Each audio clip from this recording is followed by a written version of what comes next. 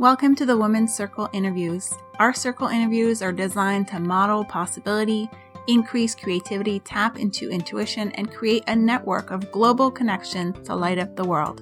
It's only when you realize what's possible for you that you're able to step into who you are meant to be and build the business and life of your dreams on your own terms.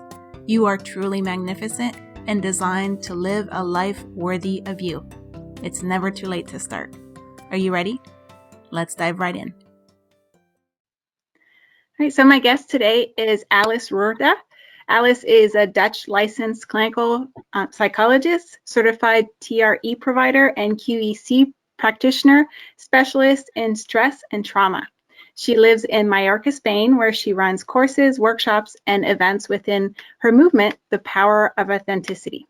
She combines new science with proven practices to support people to become their true authentic self, and her work promotes love, laughter, and lightness in life. Welcome to our circle, Alice. Thank you. Sounds lovely when you say it like that. It is lovely, and there's so much more to be said, really. You do a lot of work, and it's wonderful, and it's really a pleasure to have you here, so thank you for meeting us. Thank you. Yeah, and I met you through a workshop, and I was really drawn to your work because of authenticity, which is an area that I'm really passionate about as well. So can you tell us what living authentically means to you?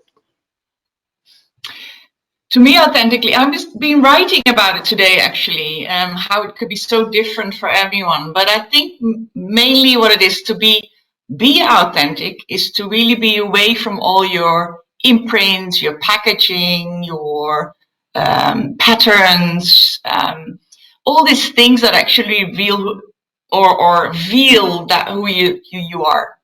And if you take that away, that's what I do basically, taking all that packaging away, taking all these things around that hide your authentic self. That just comes there because of what happened mostly in our childhood, but we can talk about it maybe later. And once you start taking that away, what really remains to me is that love and what you also said already in the introduction, that's where you're so connected to yourself. There's this inner wisdom that you have, that synchronicity that you face a lot in life, which I notice things just go in such ease and a flow. You think about something and before you know it, like for today, we're doing this interview. A few weeks ago, I was thinking, I really want to get more out there and maybe do some interviews or be in someone's podcast. And seriously, that's when your message came. Do you want to be? So that's what I mean with synchronicities. Those things happen when you are more your authentic self. That's what I notice. Yes. And because you're so much more connected to yourself and more in balance, and it's not so much about being positive, but you feel more positive and more energetic. And yeah, it's really a wonderful feeling, I must say. Yeah. So your authentic self is like the person you wish you were, but you already are. And it's just you stepping into being that person. But like you said, there's all this. The person that you are, actually, yeah. It's not so much to do, I think, with wishing, although we all wish to connect to it again. We were more us, but we already are. Yeah. Yeah, that's exactly. Yeah, that's what I find. Like, especially I find like other people serve as a mirror to us of who we are, because whatever you're drawn to in other people, usually it's because you have those qualities yourself. The people you admire, it's because you have those qualities. You just haven't stepped into your authentic self. Yeah. Those qualities that you so admire. And most people will say, I don't have that. No, like, but yes, you do. Like the reason you recognize it is because you have it. Yeah.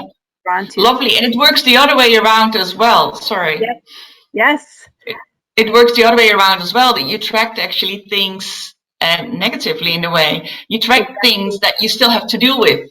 So you attract a partner that in the end you find like, well, that's the opposite of what I actually need. I need someone to acknowledge and see me. And what do I end up with? Again, someone that doesn't. Simply because you still have to work on that. So you also attract in your life the things and people that are there to show you do something with it. Right? You need to change something here. Yeah, which has to do with self-worth, right? Because what you think you're worth is what you attract in the world. If Exactly. you're not Yeah. being authentic self, you're not really up at your true worth, and that means that you're attracting at that level where Yeah. you think you should be, and not where you want to be. Exactly. You know what you want, but that's not what you attract simply because that's not where you are at that moment. Yes, Right. indeed. Yeah. So this expresses the impact of suppressing our authentic self. Do you think there's other impact to suppressing? Huge, huge, huge, huge.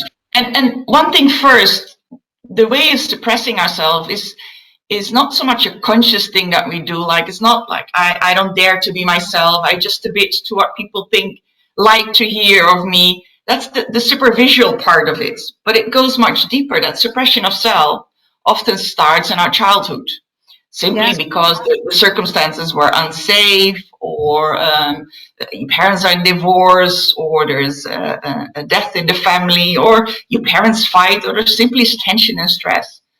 That causes you already to adjust your behavior, or your parents don't have much time for you. So you adjust, and basically you suppress who you are and the behaviors that you do and the emotions that you show. And that suppression becomes kind of who you are. Yeah. It becomes a pattern. That's how you used to. And maybe your pattern is that you become the funny one, or the caring one, or the one that's more withdrawn, doesn't care. You'll become kind of a person that you not really are. So it's really that suppression of yourself, your authentic self. And what it does, if you keep suppressing yourself through your life, not consciously, we have no clue often that we do that, but we feel something is off, but don't know what it is. And often then we say, it's my partner who causes that to me, or it's my colleague. That's why. Or at the moment, it's the whole pandemic. That causes all the stressors. Of course, it causes stressors. Yeah. But And it's very often, why it general. causes stressors, yeah, Mm-hmm. because it's so much related to what is inside of you where you're not connected. Yeah. And when you suppress your whole life, sorry if I can talk long, I know. So interrupt me when you want to. But That's when you okay. suppress your whole life, your system, it actually feels as if you are in stress at that moment. So it's a survival reaction because your brain thinks, well, if you suppress yourself, then there must be something unsafe in your surrounding, right? Why else would you not be yourself?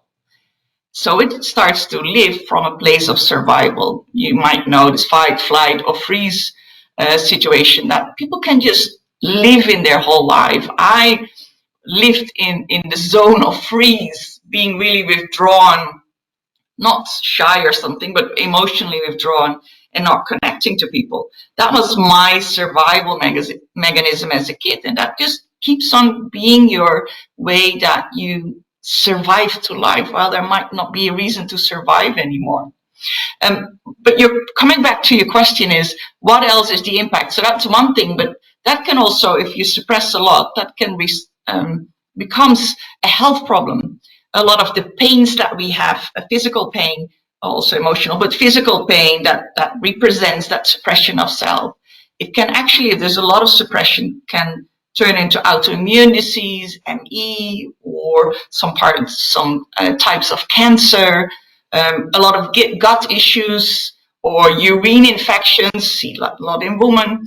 A lot of health impacts are actually that you see there, but also depression or a lot of mental health issues. Of course, that's what I mostly deal with in my work. Right. So you just answered my next question, which would be how people know that they're suppressing their authentic self, which is through Yeah. actual symptoms in their body, disease, But dis-ease. not everyone has disease. Yeah, so it could be disease, could be the mental health, or you have a lot of anxiety. But it's Yeah. also in feeling that you how you say compromise somewhere in life. I think Yeah. that compromising, I like that term. If Yeah. you feel you're compromising in your life, yeah, and we all do somehow, somewhere. Is it your Yeah. relationship or your work, or I So mean, the in the way you take care of yourself, or Yeah. So the term dis-ease, you you might have heard it as disease, as in there's an ailment that is in your body, but dis-ease is also 2 words, dis-ease, so lack of comfort, dis-ease, right? So to me, like that, it may not be a physical body disease, but it might be some kind of dis-ease, lack of ease, discomfort. Just something in you feels not quite right. Yeah. So and what I hear in a lot of psychologists is loneliness, for example. So many people, especially now, the feeling of loneliness. And you can be in a beautiful company, but still feel very lonely. So that is a one that stands out for a lot of people. Or that deep down feeling of insecurity. That's also a big one, I think. Yeah. No matter what I hear a lot of people I work with, I've done so many courses or therapies, a few years here, there, and that becomes, of course, very popular to do. And I did a course here and there, but it really is nice and it really helps. But then after a while, it goes back, or there is still that deep down feeling of I'm not worthy, or I'm not good enough, or not feeling secure or confident. And that is really has to do with that not being really connected to your authentic self, I believe. Yeah. So what would you say is the first step to connecting? The first step to connecting is, good question. The first step to connecting, I think, thinking of what I'm doing, is first of all become aware that that is a thing, that is that. All these things that in your life is what you attract. And why did you attract it? Because of what happened to you, mostly in your childhood. So you become someone that has a life somehow that might not really represent who you really are. So become aware, I think, is number one. Knowing that is not really you in many cases. I mean, not for everyone. That counts, of course. And the next one is a willingness to actually change. Mm-hmm. Yeah. I have enough of that. Yeah. Yeah. So you hinted on that in what you said already, and that willingness to change. And you said, some people are like do many courses and all that, but like things don't change that much, right? Which has a lot to do with the subconscious mind, which is really powerful. Do you work with the subconscious mind? Absolutely. And I think that's what I worked as a psychologist, just normally cognitive behavior therapy. So it's very mind focused, and all psychology is. A lot of courses and therapies are cognitive, or not cognitive, conscious focused. So it's all about talking insights and those things. And that really is really nice and great to have that. But as long as you don't change anything on your subconscious mind, where actually is all your fear and insecurities, your traumas, all these things, and your whole imprint, what you have taken on in your childhood, it's all stored in your subconscious. And maybe your audience knows already lots about the subconscious, but the subconscious is really where you operate your life from. 95% of the things that happen in your life come from your subconscious. The way you think, feel, act, things that you do, the relations that you have, a lot of that comes from your subconscious. So if you don't work with that part, you're missing out. And you're big time. Yeah. So that's what a real change needs to happen. Sorry. So how is information stored in the subconscious mind? Like, how does that happen? How can we change it? It happens mostly in the first 5 to 7 years of life.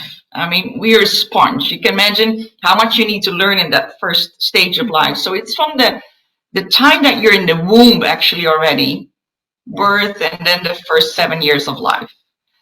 Because if you have a stressful pregnancy, or your mom has a stressful pregnancy, that really reflects on the child already. And it actually, normally we say you come to the world blanco, or tabula rasa. No, sorry, I forgot the terminology for that. But when you come to the world, normally you say it's innocent baby, and and only then it starts to take in what the surrounding feeds it. But actually, it already happens in the womb, and it could come out, like my situation. My parents were extremely stressed during the pregnancy, and it was not really clear if I should stay or go. Oh, that sounds horrible if I say it like that. But that's basically the situation I was in. So it was very stressful, and you take that in as a child. Yeah. Anyway, so it's the first 7 years of life where we really form a sense of self, and where we take in everything in our surrounding, and that really forms us. And that is the big chunk of your subconscious, is really formed in those first part of life. And anything that happened later in life is only really minimal, unless you really do work on yourself. But still, is it conscious work that you do on yourself? Still, it's minimum. With one exception, if you have gone through something traumatic in life, it also really changes things in your subconscious after the age of 7. So it also has a big impact. Yeah, so then you're stuck. That's it. Deal with it. So, no, but I have been severely traumatized because of those stressors in early life, which I had no idea, but I knew that my life was just what you said. It was a dis-ease. It was not right. I felt lonely, and I had a wonderful life. It's really, I did nice things. I traveled around, had wonderful work, nice family. From the outside, it looked really pretty good. But from the inside, it didn't feel like that, really. A lot of sadness and disconnection to myself and to others, all because of that early disconnection in life. And I think that's why I studied psychology. I think that's why most people study psychology, because they have something to find out, or something they search for. But anyway, so what I did 12 years ago, I said to myself, and that's maybe the understanding that something is not right and I want to change. So 12 years ago, I went on a search to see if I could change. I went a few times in therapy. That only helped so much. I did physical work. I got trained in tension releasing exercises. That is a beautiful way to release all this tension and quite some of the trauma, but didn't do the whole trick. And eventually I got into, as you said, in the QEC is quantum energy practicing, and that really works with the subconscious mind. And it works with a trauma protocol. You can really, really work with trauma, even if it happened in the womb. I have not come across something like that before. So once I started doing that, that really changed it for me. Working up the subconscious with a method where you can really change that trauma imprint, basically, that you have taken in, or any self-limiting beliefs that you have taken in. But when I say self-limiting beliefs, I always find that so limited, because there's a lot of people that work with self-limiting beliefs, and that is quite easy to change, actually, with all the new methods that are out there. But really to change trauma or stressors that you have taken in your first 7 years of life, I have not come across something that worked like that. So I use that now I have transferred it and used it with all the things that I've taken on in my work in the 20 years that I worked. And I put it together to something new, the power of authenticity. So where you work with the subconscious, basically. Yeah. And do you think there's something we might lose, though? Like, is there any advantage to, like, the trauma that we experience or the meaning we attach in those first 7 years of life? Is there, like, a benefit to it that if we somehow eliminated that trauma, we may not gain? Like, in the long term, I know you want to eliminate it, but isn't it part of the path to creating who you are, or for you to be empowered to be who you are? I think there's two sides of it, because what you say, there's an advantage, of course. Yeah. Let me give my own example. I became, because it was so insecure in early years, I became very self-reliant. So I'm this strong, self-reliant woman that's, I set up things, I create new things, I I do a lot of things that are, some people like, what? How do you dare doing that? But that's what I became because of what I experienced. Yes. And that is a great thing. It's a pitfall, and the same thing because you always do too much, and you always be the strong woman and not so much have an eye for vulnerability, all those things. So that really I needed to learn to deal with.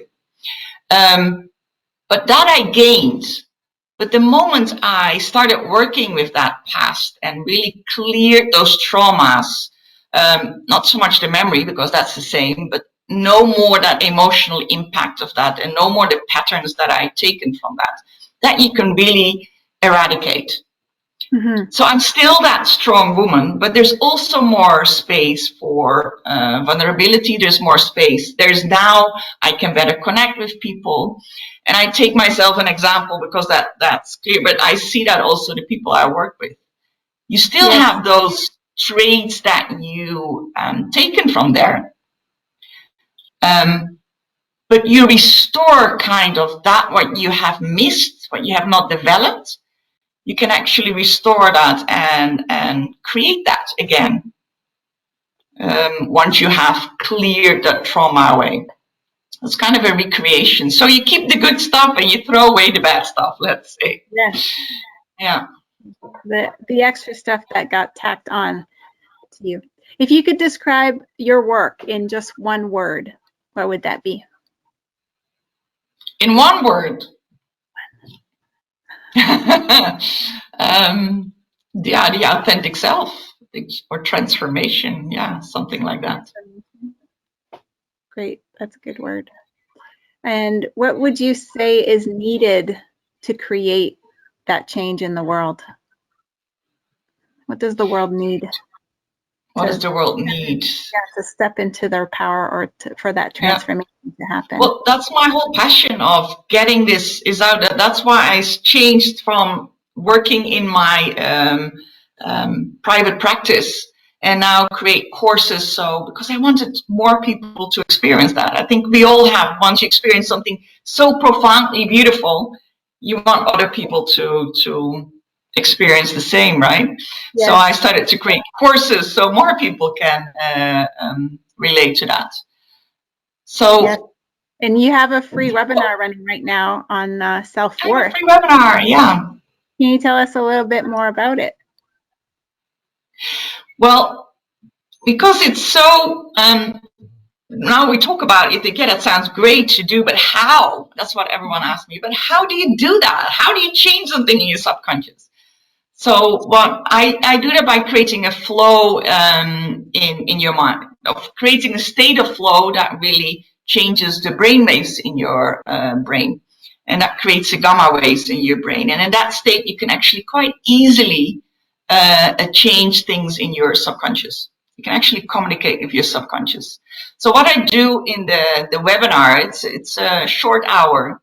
I explain more how you can suppress, like we talked about now, how that suppression of self, how that happened, why that happened, what the impact of that is.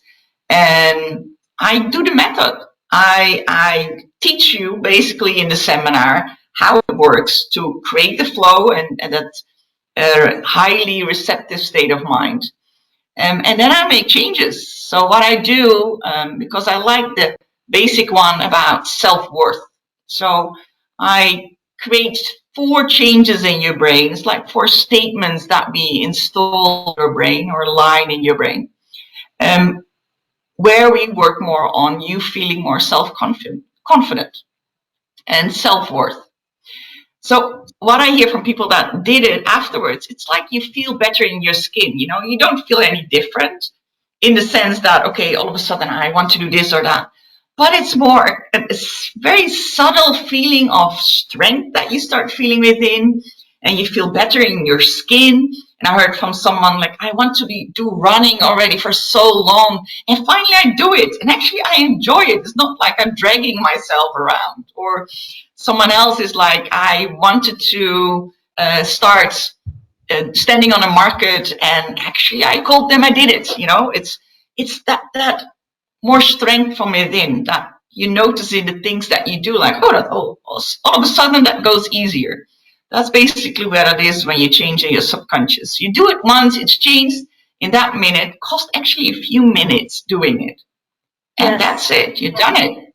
There's no affirmations, no repetition, no practicing, no learning a skill, or it's actually pretty simple. So what I do in the seminar, I just like to take people through that whole process for them to really feel like, oh, yeah, that did something. And if that's something they like more of, then of course they can always enroll in the course. But I really want people first to know what it is, because you can't really explain it until you feel it.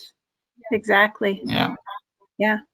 So if somebody was interested in your work, would that be the first step to sign up to your webinar and see what you're... I would do that. Yeah, go to my website, thepowerofauthenticity.com. And there, and look at the foundation course, because that's the course I'm giving. Within there, you find access to the webinar. Okay, that's wonderful. Thank you. So thank you so much for joining me today and doing this interview. It was really great to connect with you, and I really appreciate you taking this time to share your gifts and your insights with us today. Pleasure, really. Love to talk about this beautiful subject. Thank you. Alice offers a free webinar to help you create a state of flow, change your self-worth in your subconscious mind, and start unlocking the path to your authentic self. You will feel instantly better about yourself by communicating to your subconscious mind more deeply. It's remarkable how easy yet profoundly you can change how you feel about yourself. Why don't you try it? Claim your self-worth in this free webinar available on the Power of Authenticity course page. If you haven't already, be sure to join our women's circle, Awakken Feminine, to reclaim your authentic voice through play.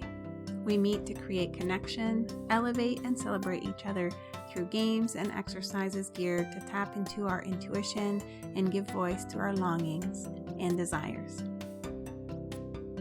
If you have a gift you want to share with the world, I encourage you to schedule an interview with me so I can help you spread your unique message and perspective. You don't need any superpowers or be well on your way. You just need to have an idea, a vision, or a direction that you think will inspire others. And if no one told you today, I want you to know that you're amazing. Continue to live with passion, purpose, and presence. The world needs to see your light shine brightly as an example to others of what is possible for them also.